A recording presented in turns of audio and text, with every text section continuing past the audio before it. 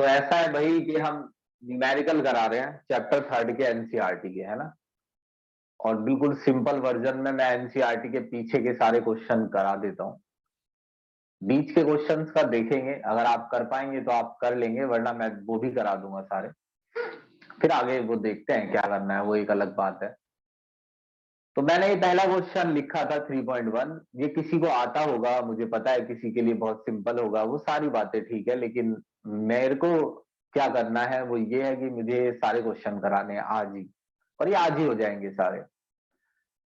तो मैं सबसे पहले आपको ये बता रहा हूं कि इस क्वेश्चन में कई मेटल दिए हुए हैं, aluminium, copper, iron, magnesium, zinc. हमें ये बताना है कि कौन सा मेटल किसे डिस्प्लेस कर सकता है।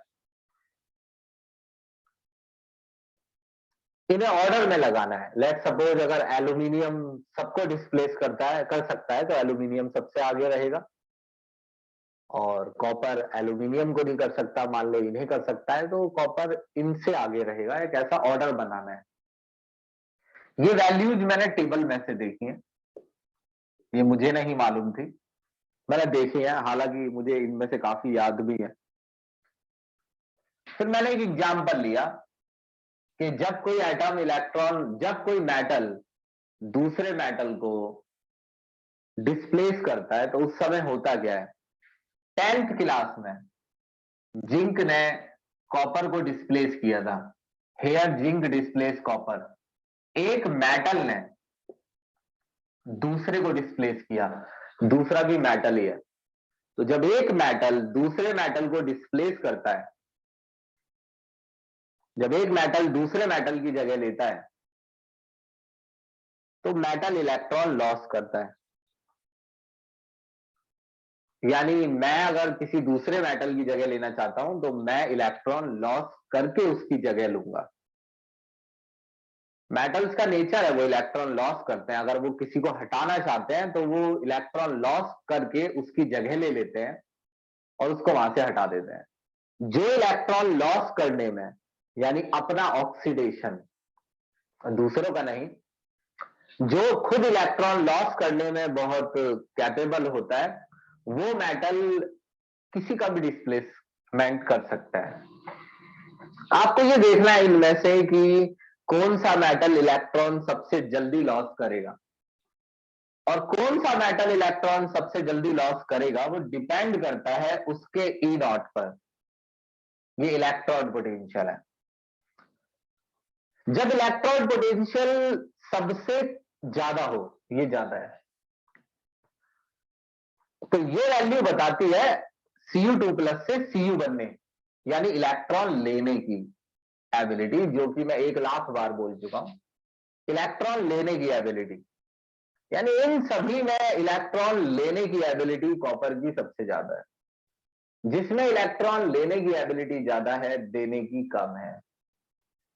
यानी अगर आपका ई नॉट ज्यादा है तो आपके अंदर इलेक्ट्रॉन देने की एबिलिटी कम है। तो इसका मतलब यह है कि lesser E naught, higher will be ability to lose electron.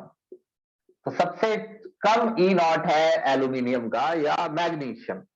तो मैग्नीशियम किसी को भी डिस्प्लेस कर सकता है। मैग्नीशियम से कम ई नॉट है एल्यूमिनियम। एल्यूमिनियम से कम ई नॉट है जिंक।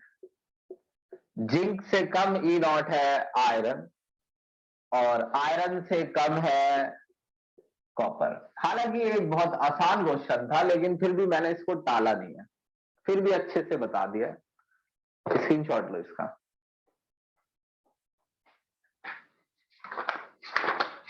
तो बस ऐसे ही आपको देखना है।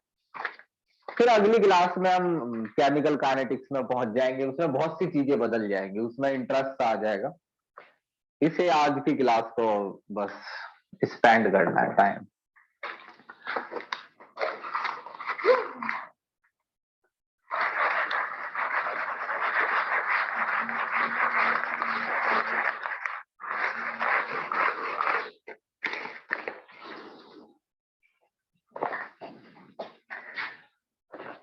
डस्टर था एक, वो डस्टर बहुत दिनों से दिख नहीं रहा है मेरे को, छुप गया है।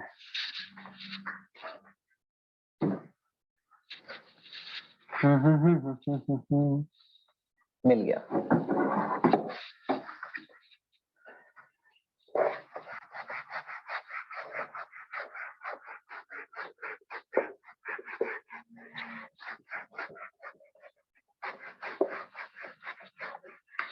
अगला क्वेश्चन कर रहा हूं जी मैं, देखना भाई। फिर से k प्लस 3.2 दिया है, k plus k, AG plus AG, hg2 plus hg, mg2 plus mg and cr3 plus cr। हमें अरेंज करना है ना, increasing order of reducing power.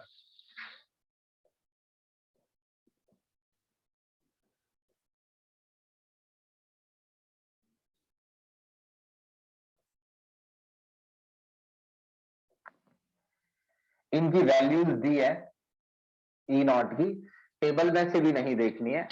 पहले आप ये समझ लीजिए, रिड्यूसिंग पावर का मतलब है दूसरों को रिड्यूस करना।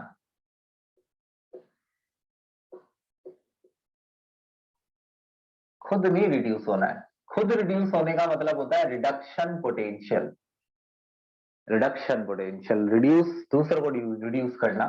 तो कोई अगर मैं किसी को रिड्यूस करता हूं तो मेरे को क्या करना है उसके साथ, उसको इलेक्ट्रॉन दे देने हैं।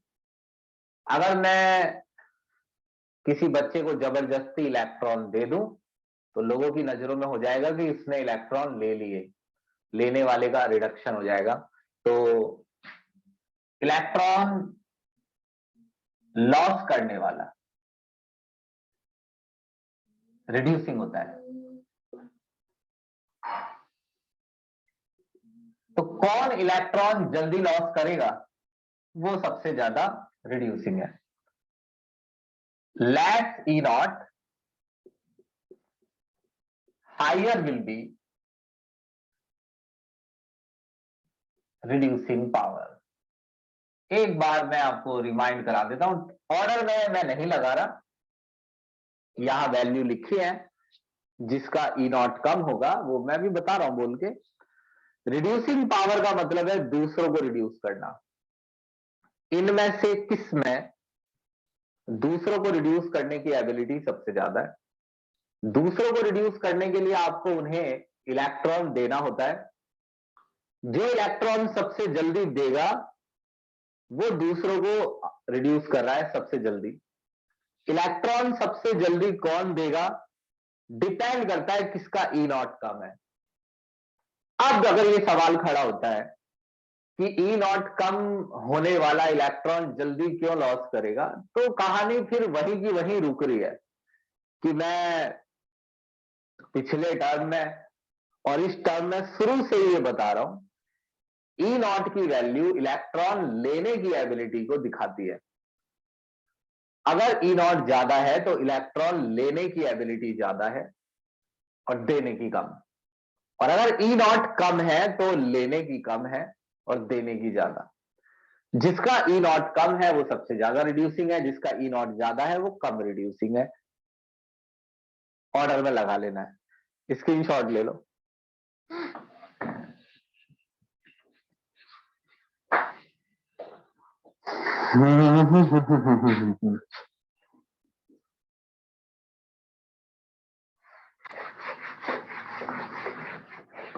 3.3 है, स्पीड से बता रहा हूं। जल्द ही हम पहुंच जाएंगे, जल्द ही खत्म हो जाएंगे, 1 घंटा नहीं हो पाएगा पूरा, इतना वादा रहा। सुनिए, 3.3 है, एक रिएक्शन दे रहा है Zn प्लस। ये बच्चों वाला क्वेश्चन है, कुछ खास ज्यादा न्यूमेरिकल नहीं है इसमें। इसमें टोटल बीच के और पीछे के मिलाओगे तो 40-45 न्यूमेरिकल है।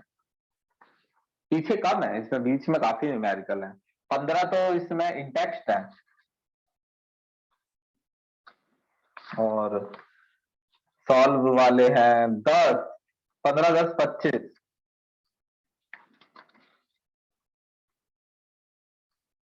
25 क्वेश्चन है इसके बीच बीच में ज्यादा है, और 25 और ये पद 18 न्यूमेरिकल ही है। 25 और 18 43 क्वेश्चन है, यानी 40 न्यूमेरिकल है इसमें टोटल। पहला, एक रिएक्शन है जो एक सेल के अंदर हुई है, बताना है कौन से इलेक्ट्रोड नेगेटिव है, जिसका ऑक्सीडेशन हुआ है वो एनोड है, और एनोड ही नेगेटिव होती है, यानी कि Zn2 प्लस Zn नेगेटिव है, एनोड है। Hence prove. Second, electron current को कौन लेके जा रहा है, पूछ रहा है, इलेक्ट्रॉन। तीसरा, कह रहा है इंडिविजुअल रिएक्शन लिखो, ये तो हमारे बाएं हाथ का खेल है। जो ऑक्सीडेशन हो रहा है उसे ऐसे, जो रिडक्शन में है उसको ऐसे। कुछ बातें मैं बता दूंगा फिर भी। अगर किसी बच्चे को रिएक्शन में कुछ भी लिखना ना आता हो तो भी वो ये तो लिखेगा ही कि Zn से Zn2 प्लस, ये तो बन ही रहा है, और 2Ag से 2Ag। अब अगर आप ध्यान से देखें तो बस ये इलेक्ट्रॉन है, ऑक्सीडेशन जो लॉस कर रहा है उसके इलेक्ट्रॉन राइट साइड में, जो ले रहा है उसके लेफ्ट में। दो लिखे हैं, दो की क्या जरूरत है, एक अकेले की जरूरत क्यों नहीं? ये दो हटा दोगे तो कोई दिक्कत नहीं है, लेकिन क्योंकि लॉस दो हो रहे हैं तो इसलिए गेन दो दिखाए हैं, लॉस गेन बराबर होता है। 3.4 है, इसके दो पार्ट है, एक करके दिखा रहा हूं।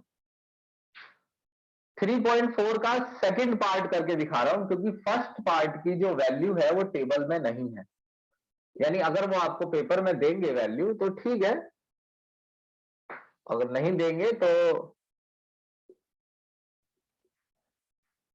ये क्वेश्चन नहीं हो सकता फिर। तो एनसीईआरटी की टेबल में वैल्यू नहीं है। अब जो जो वो क्वेश्चन है उसकी बात बाद में करेंगे, फर्स्ट की पहले ये बताता हूं। हाँ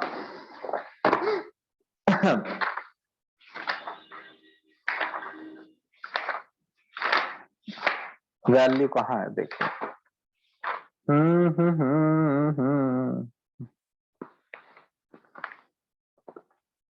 ठीक है, आप सुनो।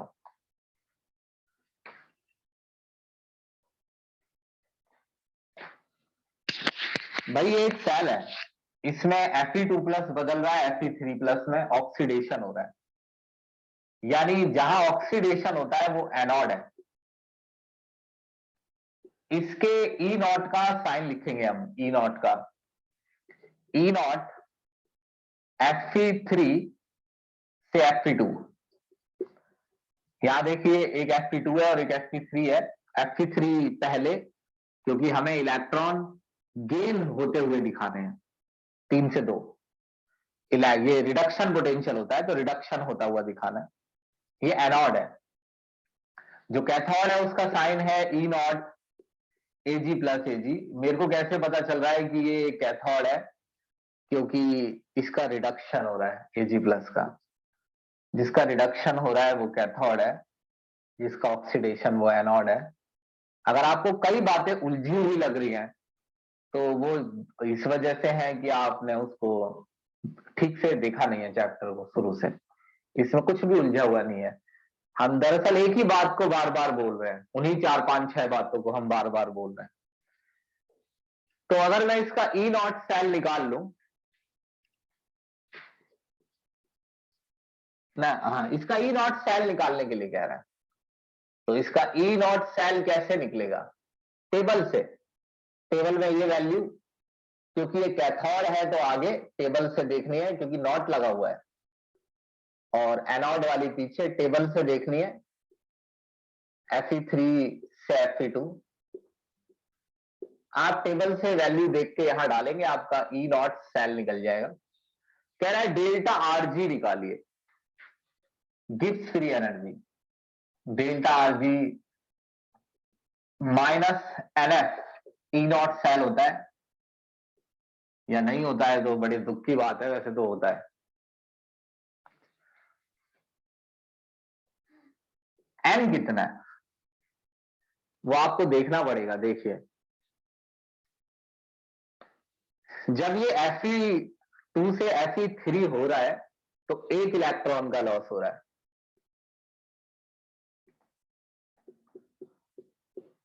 और ये भी देख लीजिए कहीं आयरन 2 तो नहीं है, नहीं एक ही है, एक आयरन एक का ही लॉस कर रहा है। Ag प्लस एक ही है Ag, एक प्लस से 0 तो एक का गेन हो रहा है, तो 1 है, एन की वैल्यू 1 है। 1 एफ कितना है 96,500 गुलाम। ई नॉट कहां से पता चलेगा, यहां से पता चलेगा, ई नॉट सेल। इसमें एक चीज और निकालनी है, केसी डेल्टा आरजी माइनस माइनस देखना पड़ेगा, पता नहीं थोड़ा ध्यान सा नहीं आ रहा मुझे। 2.303 आर टी लॉग केसी,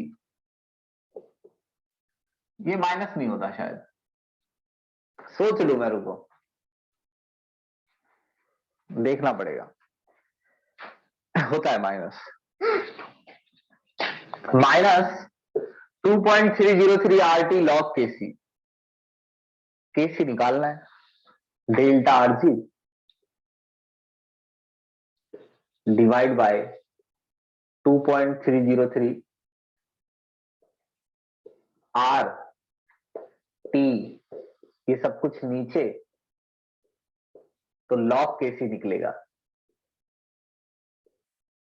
आप इसे सॉल्व करेंगे, डेल्टा आरजी आपने ऊपर से निकाला है, उसकी यूनिट रहनी चाहिए जूल पर मोल, जूल आ जाए किलो जूल ना रहे। जब आप इसे सॉल्व कर लेंगे तो लेट सपोज एक वैल्यू आएगी एक्स, वैल्यू को बिल्कुल सॉल्व कर लेना है, उसके नीचे ऊपर कुछ ना रह जाए, लॉग केसी इधर जाके, लॉग इधर जाके एंटी लॉग हो जाएगा, एंटी लॉग एक्स। तो आप एंटी लॉग लेंगे एक्स का तो आपका केसी निकल जाएगा। बस आपको लॉग और एंटी लॉग लेना आना चाहिए। मैंने लॉग और एंटी लॉग नहीं सिखाया है क्योंकि मैं उसे पहले ही कई बार सिखा चुका हूं, तो हर बार जब भी वो किसी चैप्टर में आता है तो मैं बार बार उसको लॉग और एंटी लॉग पे ही अटक जाऊं। आप देख लीजिए, अगर आपको फिर भी नहीं आता है तो मेरे को बताइए, लेकिन इसका मतलब नहीं है कि ये नहीं है कि आपको एंटी लॉग नहीं आता है तो आपने क्या किया, इसको छोड़ दिया कि जिस दिन मेरे को एंटी लॉग आएगा तो मैं इसको सॉल्व करूंगा। अगर आपको मेरे वाला याद नहीं है तो आपके पास यूट्यूब पर पता नहीं कितनी वीडियोज हैं, आप वहां से लॉग और एंटी लॉग सीखने में आपको आधा घंटा भी नहीं लगेगा, और बहुत से बच्चों को तो आता है। सीखिए और सॉल्व कर दीजिए इसे, लीजिए इसका स्क्रीनशॉट।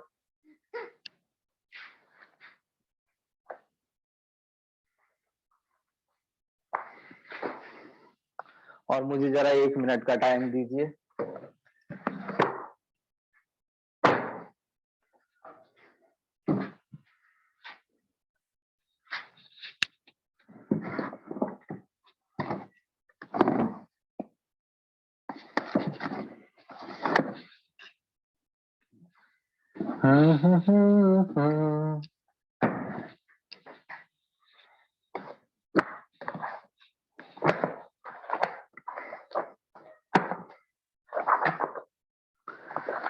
तुझसे नाराज नहीं।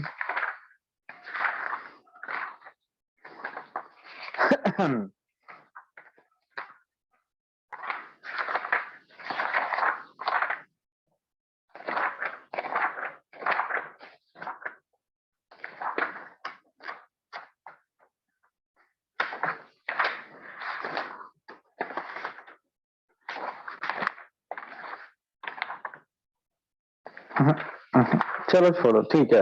अब देखो क्वेश्चन है 3.5, 3.5 के 2 पार्ट कराऊंगा मैं, कोई से भी। स्क्रीनशॉट ले लो इसका।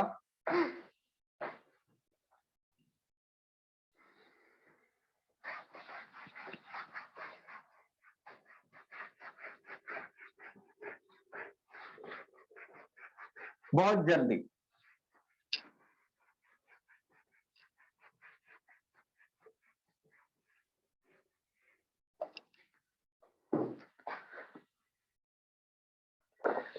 दो उतार रहा हूं मैं अपनी मर्जी से। एक तो फर्स्ट जो कि काफी सिंपल है, और एक फोर्थ जो इनमें थोड़ा अलग है। mg से Mg2+, 0.001 capital M, Cu2+, 0.0001 capital M, Cu। इसे उतार लेता हूं। बहुत सिंपल क्वेश्चन है यार ये, बस ये उन बच्चों के लिए कराए दे रहा हूं जिनको इनके न्यूमेरिकल किए ही नहीं है, जिन्होंने बिल्कुल एक्सपीरियंस ही नहीं है।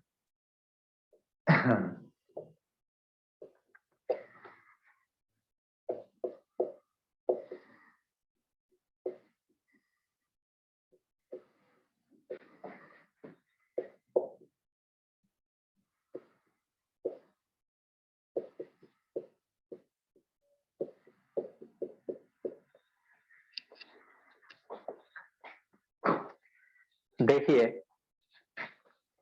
ये एक फुल रिएक्शन है, ये हाफ सेल नहीं है, ये एक फुल सेल है। और फुल सेल में उसने ई नॉट सेल पूछा है, पूरे सेल का पोटेंशियल। ई नॉट नहीं, ई सेल। नॉट वाला तो टेबल में से ही निकल जाता है। ई सेल पूछा है, और ये पूरे सेल का पोटेंशियल होता है। ई सेल के लिए फुल रिएक्शन चाहिए होती है, और फुल रिएक्शन में एक ऑक्सीडेशन वाली होनी चाहिए और एक रिडक्शन। जब कोई सेल रिप्रेजेंट करके दे देता है, तो वो पहले ही आपको बता देता है कि ऑक्सीडेशन किसका हो रहा है। Mg से बन रहा है Mg2+। कहता रहा है वो Mg से बन रहा है Mg2+। दो इलेक्ट्रॉन लॉस उस तरफ लिखो। Cu2 ये हाफ का, ये डबल साइड है, डबल है, तो लेफ्ट का ये अलग हाफ सेल है और राइट में अलग। तो Cu2+ से Cu, यहां इलेक्ट्रॉन लिए जा रहे हैं, दोनों को जोड़ लो, ये कट जाएगा, बराबर इलेक्ट्रॉन। Mg सॉलिड है, मैग्नीशियम। कॉपर आयन पे हमेशा एक्वस लगाना है। Mg2+ आयन है, एक्वस, कॉपर सॉलिड है। अब QC लिखना है, जिसमें कि ये और ये तो सॉलिड है, तो इन्हें तो लिखना ही नहीं है। Mg2+ प्रोडक्ट में से ऊपर आ जाएगा, इसकी कंसंट्रेशन डिवाइड बाय Cu2+ की कंसंट्रेशन। बस ये अब आपको सॉल्व करना है। ई सेल, अगर आपको सेल पोटेंशियल निकालना है तो पहले आपको पता होना चाहिए E naught cell. E naught cell पता करना बड़ा आसान है। ये कैथोड है, ये एनोड है, क्योंकि ऑक्सीडेशन है एनोड, कैथोड रिडक्शन।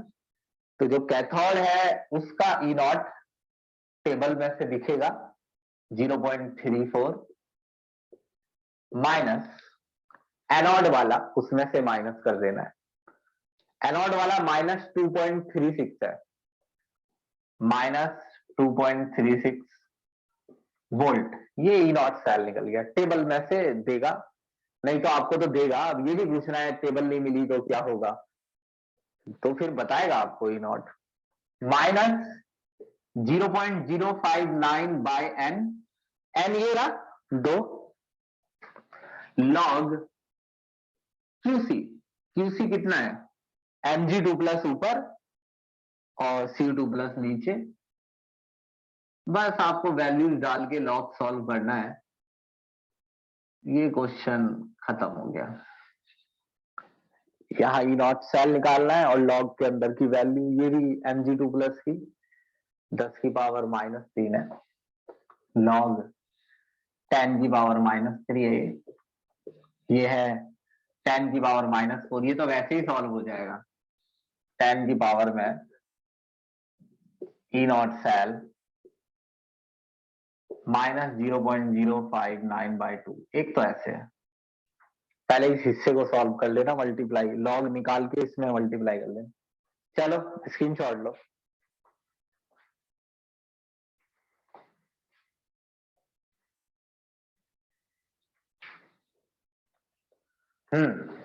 अगला जो फोर्थ है,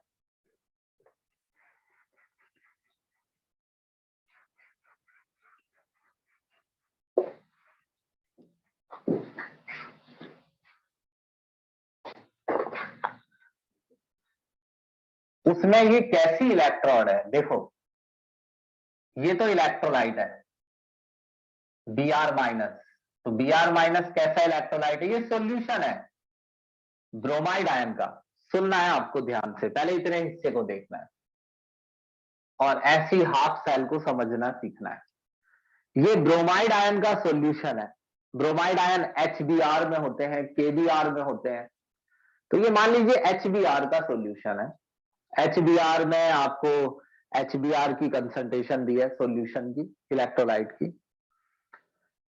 ब्रोमीन लिक्विड की इलेक्ट्रोड है, मगर लिक्विड की इलेक्ट्रोड नहीं बन सकती है, तो इस लिक्विड को सपोर्ट दिया गया है प्लैटिनम पर, यानी प्लैटिनम की फॉइल पर ब्रोमीन को चिपकाया हुआ है कुछ ऐसे। तो प्लैटिनम की इलेक्ट्रोड पर ब्रोमीन को ऐसे चिपकाया हुआ है, सपोर्ट दिया हुआ है, फिर उस इलेक्ट्रोड को इसमें डुबाया है, ये तो आप जानते ही हैं। प्लैटिनम के ऊपर हाइड्रोजन गैस को एडजॉर्ब करके इलेक्ट्रोड बनाई है और HCl का सॉल्यूशन है, H+ का।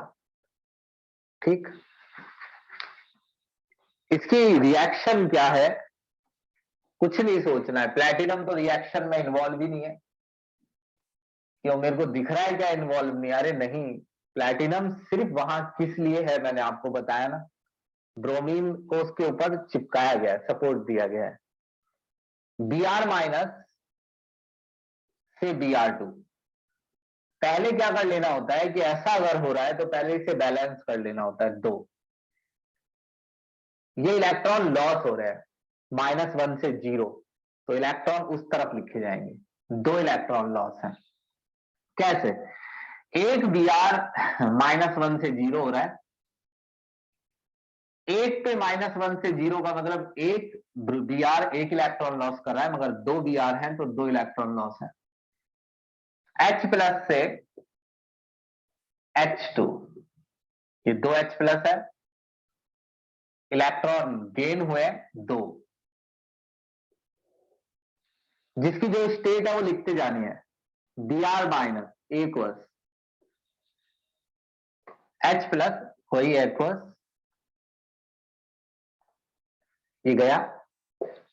Br2 liquid, H2 gas.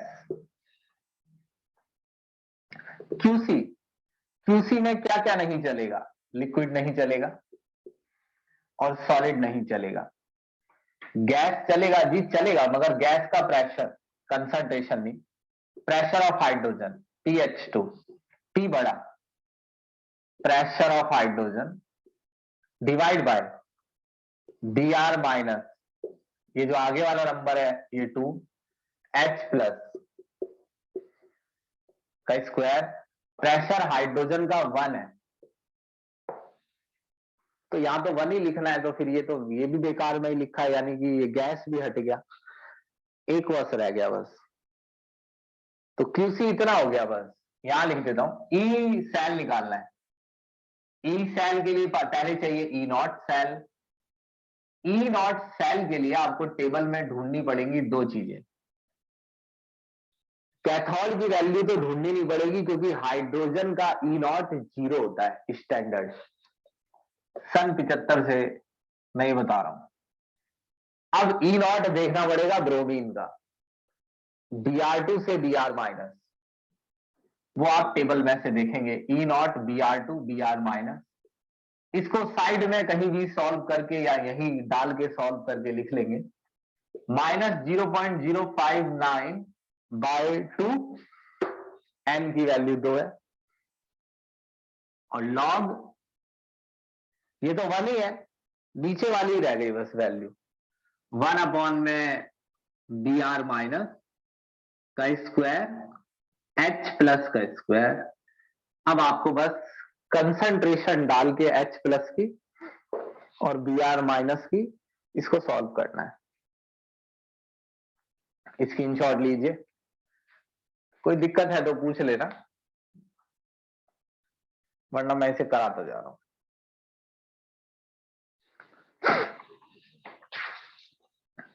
दो पार्ट हैं 3.5 के, वो आपको अभी करने हैं। 3.6 है एक क्वेश्चन,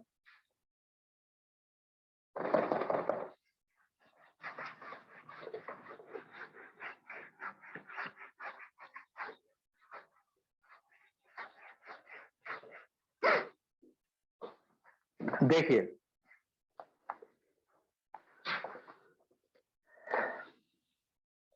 3.6, इसमें दिया हुआ है Zn solid plus Ag2O solid plus H2O liquid, Zn2 plus 2Ag plus 2OH minus. इसमें आपको ई नॉट निकालना है पहले, इसका जो भी ई नॉट है।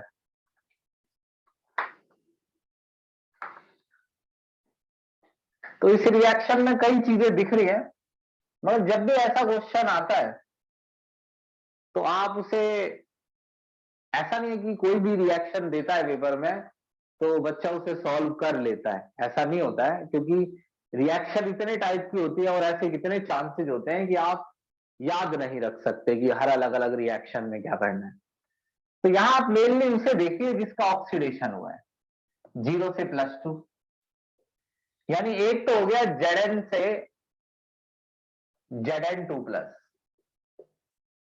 और एक है Ag +1 चार्ज है इस पे, और यहां 0। इन दो मेटल्स के बीच हुआ है जो भी हुआ है, Ag प्लस से Ag, यहां इलेक्ट्रॉन लॉस हुए हैं 2, यहां गेन 2 से मल्टीप्लाई कर दीजिए, और वो भी नहीं करनी पड़ेगी, वैसे करके रखनी है, 2 लिख लीजिए ताकि लॉस गेन बराबर रहे। बस निकाल दो। ई नॉट सेल पूछ रहा है, ई नॉट ही तो पूछ रहा है, ई सेल थोड़ी, नर्स्ट इक्वेशन नहीं लगानी है। ई नॉट सेल पूछ रहा है तो रिडक्शन यानी कैथोड पीछे, आगे सॉरी, माइनस एनोड पीछे, ये जो भी वैल्यू है टेबल में से देखनी है, वरना वो देगा तो वो डालनी है जो वो दे। यहां जो भी वैल्यू है टेबल में से देखनी है, और अगर टेबल नहीं है तो वैल्यू वो देगा। अगर ई नॉट सेल निकाल लोगे तो डेल्टा आरजी और कह रहा है, वो भी नॉट वाला ही, क्योंकि नॉट वाला ही निकलेगा क्योंकि आपके पास ई नॉट सेल ही तो है। ई नॉट सेल आप यहां डालेंगे, F 96,500 है, और N जो है वो 2 लिखा हुआ है, हैंस प्रूफ डेल्टा आरजी निकल गया। कोई दिक्कत हो तो पूछनी है, वरना मैं आगे अगला कराऊंगा। थोड़ी सी इंक डाल लो, बड़ी स्पीड से क्वेश्चन यहां से हो जाते हैं, मोलर कंडक्टिविटी के क्वेश्चन है, अगले 15 मिनट के अंदर खत्म। देखो क्वेश्चन है 3.7, जो कि मैं करूंगा नहीं, थियोरटिकल है। क्या मैंने ये करवाया है जी? करवाया है, और मैं बताता हूं ये क्वेश्चन क्या है, और इतने स्लो मोशन में समझाया है मैंने इसको कि एक क्लास ही लगा दी थी इसमें। और ये क्वेश्चन है कि डाइल्यूशन करने से मोलर कंडक्टिविटी और कंडक्टिविटी में क्या चेंज आता है ना? Already done so many times. 3.8 direct question कर दूंगा, मोलर कंडक्टिविटी निकालनी, डेल्टा एन। फॉर्मूला क्या होता है? के बाई सी। के दे रखा है 0.08248 साइमन पर सेंटीमीटर, और मोलैरिटी 0.20 मोलर। मोलर नहीं चलेगी, मोल पर लीटर, और लीटर की जगह लिखना पड़ेगा 1000 सेंटीमीटर क्यूब। ये था तो मोल पर लीटर, लीटर ऊपर चला गया। लीटर होता है 1000 ml, और ml ही सेंटीमीटर क्यूब होता है। ये लीटर ऊपर चला गया, लीटर होता है 1000 ml, और ml की जगह आ गया है सेंटीमीटर क्यूब। ml और सेंटीमीटर क्यूब बराबर होते हैं। अगर दिक्कत आती है इसमें तो यहां से देखना है। 1 मीटर 10 डेसीमीटर होता है, 100 सेंटीमीटर होता है, 1000 मिलीमीटर होता है। जब आप सबका क्यूब कर देंगे तो 1 मीटर क्यूब 10 की पावर 3 डेसीमीटर क्यूब, 10 की पावर 6 सेंटीमीटर क्यूब, 10 की पावर 9 मिलीमीटर क्यूब। तो ये तो रिलेशन है क्यूब वालों में। अगर आप अब जो ये डेसीमीटर क्यूब होता है इसी को ही लीटर बोलते हैं, 10 की पावर 3 लीटर। और जो सेंटीमीटर क्यूब होता है इसी को ही ml बोलते हैं, 10 की पावर 6 ml। अब आप इन्हें आपस में चेंज कर सकते हैं। 3.9 एक दिन मैंने तुमसे याद, पहले मैं देख लूं एक बार। वही है। एक दिन मैंने तुमसे कहा था G इक्वल्स टू होता है 1/r, conductance equals to 1 by resistance, और जो रेजिस्टेंस होता है उसे लिखते हैं रो L बाय A।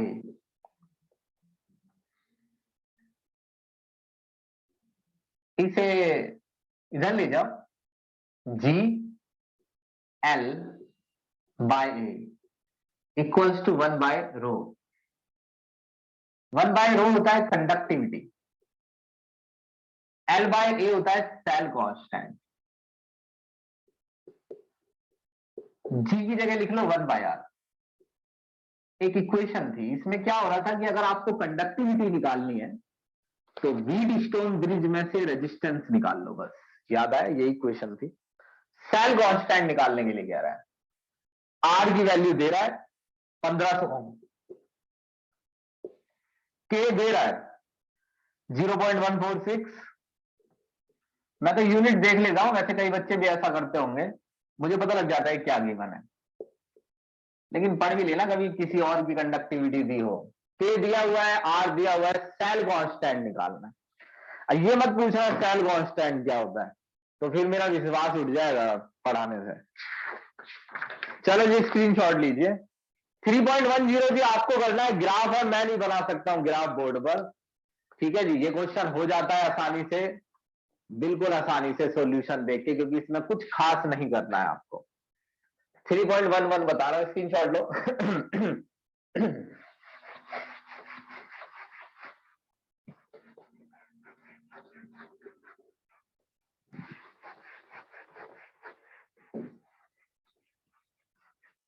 हाँ, 3.11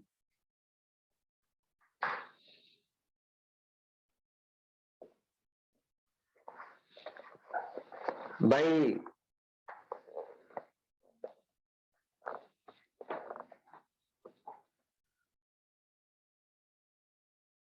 मोलर कंडक्टिविटी निकालनी है, के बाई सी। देखते रहना,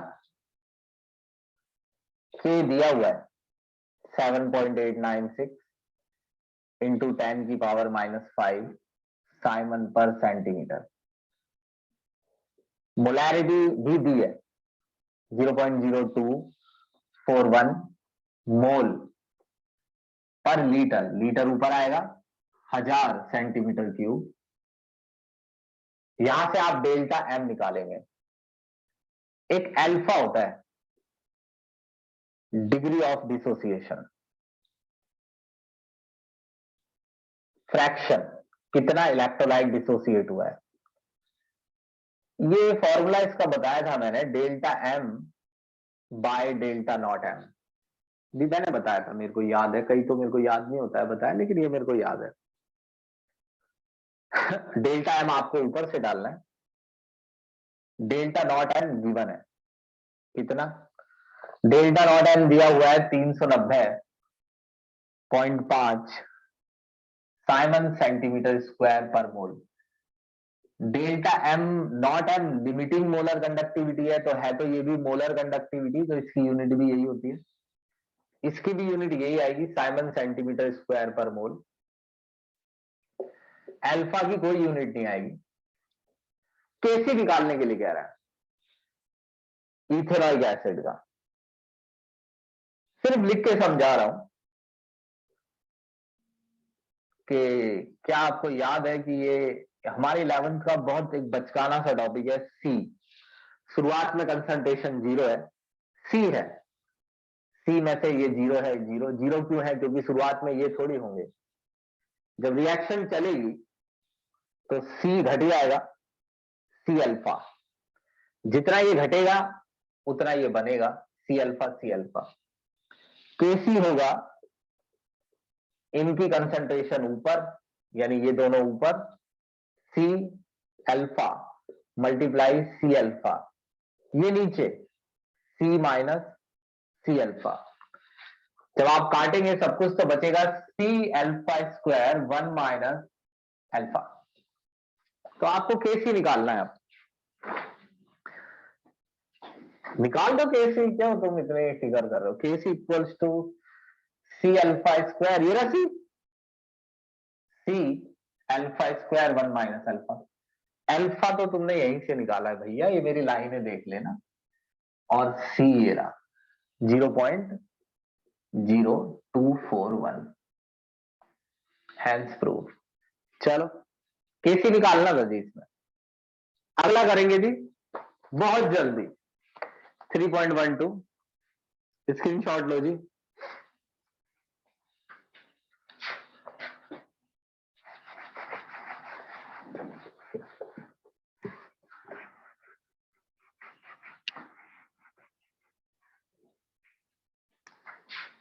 कह रहा है कि अगर Al3+ को Al में बदलना हो तो कितना चार्ज चाहिए, चार्ज।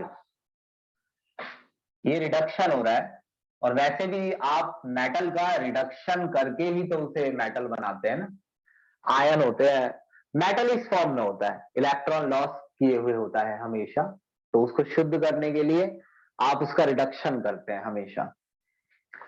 तो ये 3 इलेक्ट्रॉन है, बस उसी को ये समझ नहीं आएगा कि ये 3 नहीं 3 मोल है, और ये एक एल्यूमिनियम नहीं, ये 1 मोल है।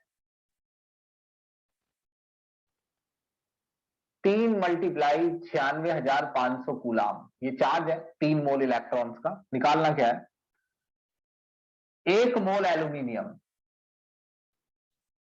बनाने के लिए कितना चार्ज चाहिए, ये तो आंसर निकल गया। दूसरा है Cu2+ को Cu बनाना है, ये भी निकल गया जी। 2 गुणा में 96,500 कूलाम। चेक कर लेना कि उसने कहीं ऐसा ना हो कि ये 5 मोल बोला हो, उसने बोला है 1 मोल, तो 1 मोल Cu2+ से तो 1 ही मोल बनेगा, ये तो फिर तो 2 ही चाहिए। अगला है MnO4- से Mn2+। इसमें कोई बैलेंसिंग कुछ नहीं करना है, कुछ भी करने की जरूरत नहीं है, ये क्वेश्चन ऐसे ही हो जाते हैं। जब वो बोल ही रहा है कि 1 मोल है MnO4-, अगर ये 1 मोल है तो मैग्नीज 1 ही है, मैग्नीज भी 1 मोल है। भाई ये 1 होता एक मोल नहीं, अगर ये एक ही होता तो मैग्नीज एक होता, ये 1,00,000 होते तो मैग्नीज भी 1,00,000 होते। ये एक मोल है तो मैग्नीज भी एक मोल है। एक मोल मैग्नीज यहां है और एक ही मोल यहां लिखा हुआ है। यहां पर चार्ज +7 है, यहां +2 है। कितने इलेक्ट्रॉन का गेन हुआ है? 5 मोल। अगर ये हिसाब ना समझ आए तो बताना। 5 गुणा में 96,500 कूलम आंसर है। अगला कह रहा है 3.14, 1 मोल H2O, 1 मोल H2O है, यानी जैसे ही 1 मोल दिया है तो अब आप आगे कोई नंबर ना लगाएं और इस H2O को बदला गया है O2 में। कितना चार्ज चाहिए फैराडे में, ऐसा पूछ रहा है। 3.13 रह गया। अच्छा ठीक है तो पहले 4 तो कर दो।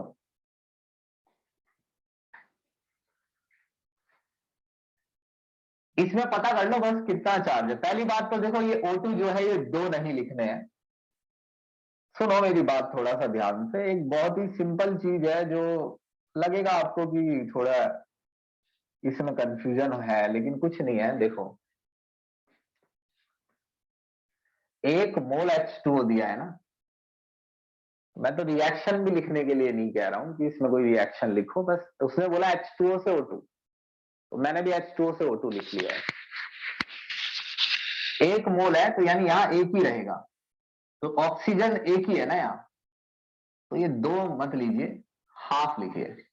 एक ही ऑक्सीजन लीजिए, हाफ O2, एक ऑक्सीजन। -2 से चार्ज 0 हो रहा है। कितने इलेक्ट्रॉन चाहिए? 2 मोल बाहर निकाले गए हैं, चाहे अंदर डाले गए हों चाहे बाहर निकाले गए हों, 2 मोल इलेक्ट्रॉन ट्रांसफर हुए हैं।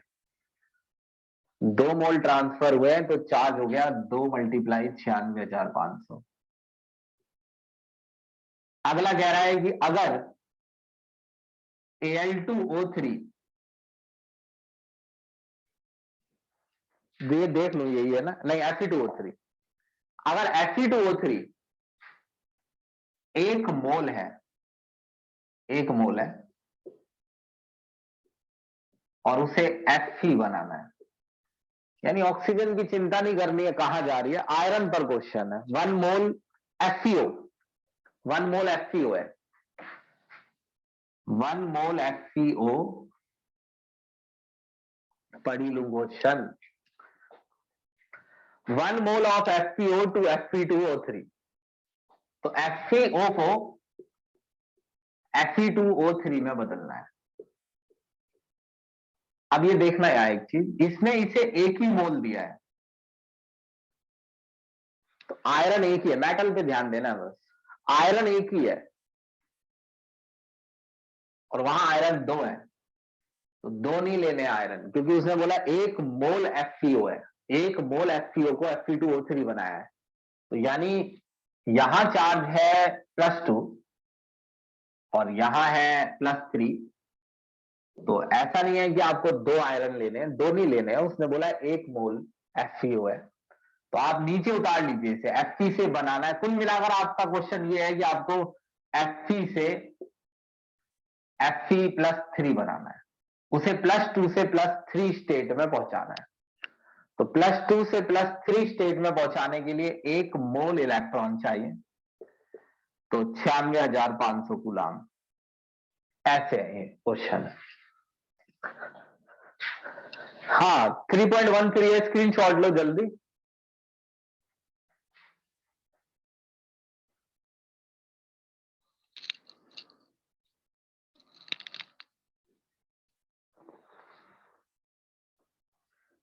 स्क्रीनशॉट।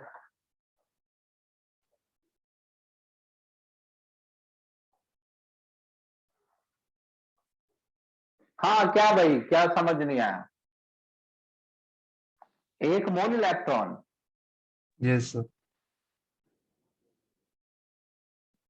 तो वो चीज बताओ ना, मैंने तो बहुत सारे वर्ड बोले हैं, तुम वो चीज बताओ जो समझ नहीं आई है।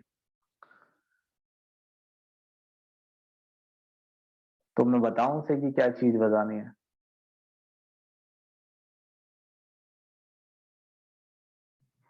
+3 स्टेट कैसे है?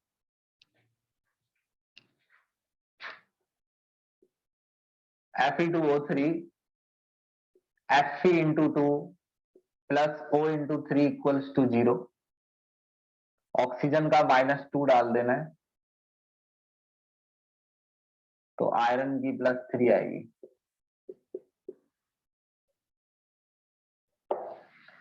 ठीक है भाई, स्क्रीनशॉट ले लो अब इसका।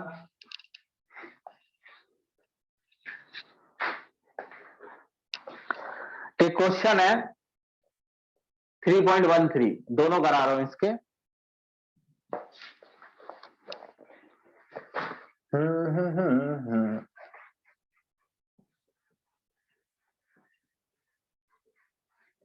नीचे क्वेश्चन कई नजर आ रहे हैं, लेकिन ऐसा कुछ है नहीं, देखना अभी तो हम बस आखिरी मिनटों पे चल रहे हैं, खत्म है ये। 3.13 में ये कह रहा है कि इसका एक पार्ट करके दिखा रहा हूं। 20 ग्राम कैल्शियम बाहर निकालना है फ्रॉम CaCl2। CaCl2 में से निकालना है। मान लो पहले नहीं सुना है तुमने एक दो क्वेश्चन, तो अब देखना, ये उसी टाइप का क्वेश्चन है। CaCl2 में कैल्शियम 2+ में, क्लोरीन पे -1 -2, कैल्शियम +2, +2 से कैल्शियम को Ca बनाना है। इसके लिए 2 मोल इलेक्ट्रॉन चाहिए। 2 मोल का मतलब 2 × 96,500 कूलाम चार्ज चाहिए। तो 40 ग्राम कैल्शियम बनेगा, 1 मोल। 20 ग्राम कैल्शियम बनाना है। 20 ग्राम कैल्शियम बनाने के लिए कितना चार्ज चाहिए, ये क्वेश्चन है। 20 ग्राम के लिए कितना चाहिए, पकड़ो, 2 × 96500, आधा है चाहिए ना। तो वैसे यहां तो आधा हो गया, लेकिन अगर ये कुछ और होता 20 की जगह 40 नीचे ले आओ, ये तो हो गया आपका 1 ग्राम कैल्शियम के लिए चार्ज। 1 ग्राम बचा ना यहाँ चार्ज। 20 ग्राम के लिए चाहिए तो 20 से मल्टीप्लाई कर लिया।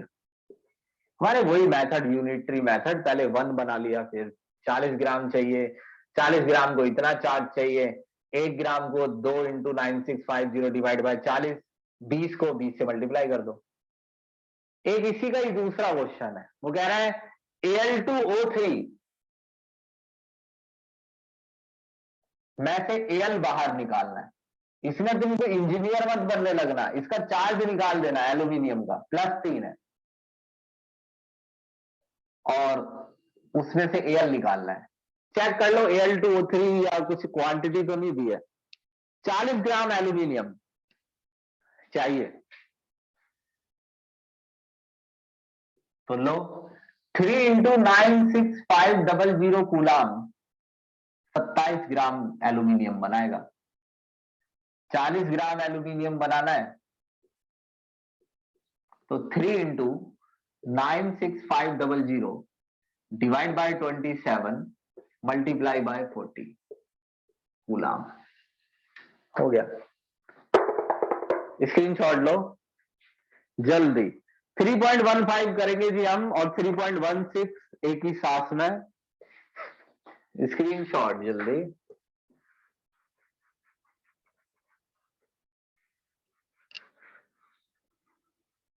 देखिए जी, ये फॉर्मूला है 3.15 निकेल ZQ, ये कल ही पढ़ा है मैंने। अब इसमें मैं कुछ नहीं समझाऊंगा, कोई गुंजाइश नहीं है, ये मैंने कल फॉर्मूला बताया।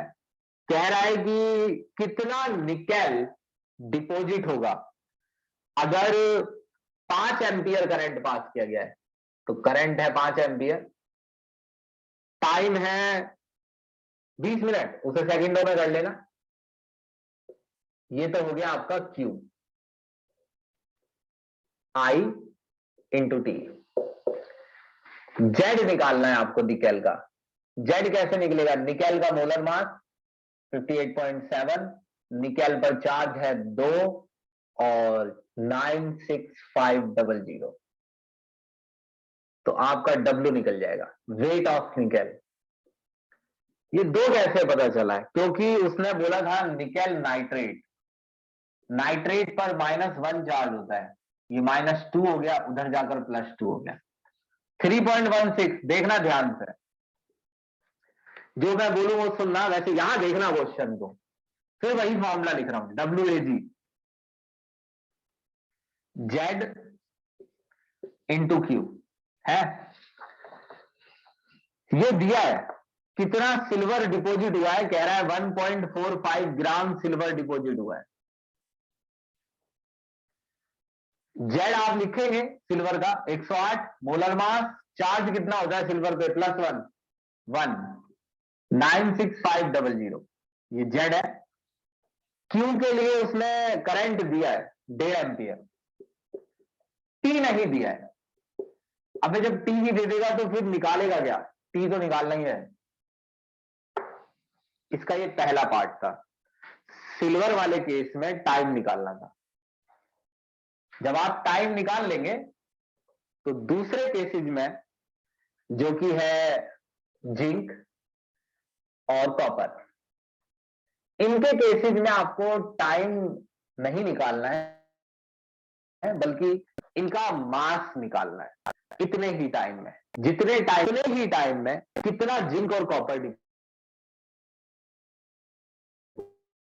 डिपॉजिट होगा, जितने टाइम में इतना सिल्वर डिपॉजिट हुआ है, उतने ही टाइम में कितना जिंक और कॉपर डिपॉजिट होगा, ये क्वेश्चन है। फिर से जिंक का जेड लिखिए 65.4, 2 96500। क्यों नहीं, क्यों दिया है 1.5 एम्पियर करंट है, टाइम कहां से पता चलेगा? ये यहां से कॉपर का क्यू लिखिए, जेड लिखिए 63.5, 2 × 96500, 1.5 एम्पियर करंट है। टाइम कहां से पता चलेगा? गधे ऊपर से पता चलेगा। हो गया क्वेश्चन। बताओ, बता देना इनके बारे में, समझ में आए कि नहीं आए ये वाले।